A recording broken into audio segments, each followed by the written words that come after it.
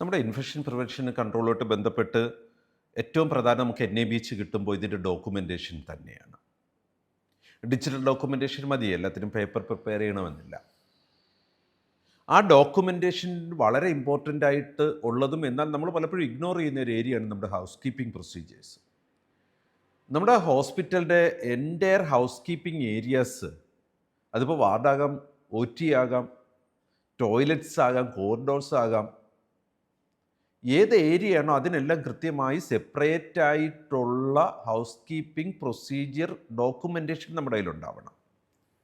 അത് depends on the footfall നമ്മൾ കൃത്യമായിട്ട് നോക്കണം. എത്ര അധികം ഫുട്ഫാൾ അവിടെ ഉണ്ടോ അതനുസരിച്ച് ഫ്രീക്വൻസി കൂട്ടണം.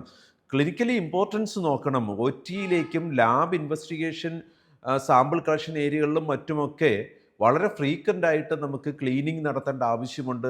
എന്നാൽ അത്രയധികം ക്ലീനിങ് വേണ്ടാത്ത other than the clinical area വളരെ ഫുട്ഫാൾസ് കുറവുള്ള ഏരിയാസ് ഉണ്ട്. അതിൻ്റെ ഫ്രീക്വൻസി അല്പം കുറഞ്ഞാലും സാരമില്ല. അപ്പോൾ ഓരോ ഏരിയയിലും കൃത്യമായിട്ട് ഒരു മെട്രിക്സ് നമുക്ക് ബിൽഡ് ചെയ്യാൻ പറ്റണം. അതായത് നമുക്കിപ്പോൾ എത്രമാത്രം ഫ്രീക്വൻസി ഓഫ് ക്ലീനിങ് ആവശ്യമുള്ള ഏരിയകളാണെന്ന് ഡിറ്റർമിൻ ചെയ്തിട്ട് ആ ഓരോ ഏരിയയും എത്ര ഫ്രീക്വൻ്റ് ആയിട്ട് ക്ലീൻ ചെയ്യണമെന്നൊരു മെട്രിക്സ് പാറ്റേൺ ഉണ്ടാവണം. അത് ഡോക്യുമെൻറ്റഡ് ആയിരിക്കണം. അപ്പോൾ നമ്മുടെ ഹൗസ് കീപ്പിംഗ് സ്റ്റാഫുകൾക്ക് ഇതിൻ്റെ ക്ലിനിക്കൽ അവയർനെസ്സിൻ്റെ കുറവുണ്ടായാൽ പോലും ആ പ്രോഗ്രാം അവിടെ കൃത്യമായിട്ട് ആ പ്രൊസീജിയർ നടന്നുള്ളൂ. അപ്പോൾ കൃത്യമായൊരു പ്രൊസീജിയർ നടക്കണമെന്ന് ഒരു കോർ ഒബ്ജക്റ്റീവ് എലമെൻ്റാണ് IPC 4C എന്ന് പറഞ്ഞത്.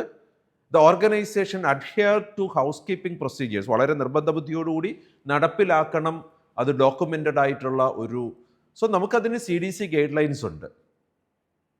Disinfection and sterilisation health care എന്ന് പറഞ്ഞ് പിന്നെ സ്വച്ഛ ഗൈഡ് ലൈൻസ് ഉണ്ട്. പബ്ലിക് ഹെൽത്ത് ഫെസിലിറ്റീസിൽ ഉപയോഗിക്കാനുള്ളതാണ്. നമ്മുടെ പ്രൈവറ്റിൽ ഉപയോഗിക്കുന്നതുകൊണ്ട് തെറ്റൊന്നുമില്ല. അതിന് വേണ്ടിയിട്ട് സ്വച്ഛ ഗൈഡ് ലൈൻസ് ഇറക്കിയിട്ടുണ്ട്. Disinfection and sterilisation health care എന്ന് പറഞ്ഞൊരു CDC ഗൈഡ് ലൈൻസ് ഉണ്ട്.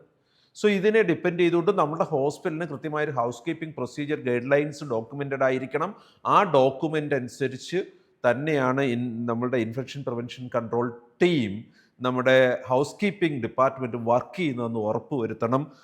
IPC 4C the organisation adhere to housekeeping procedures അത് ഡോക്യുമെൻറ്റഡ് ആയി സപ്പോർട്ടഡ് ആയിട്ട് പോകണം. Core objective element.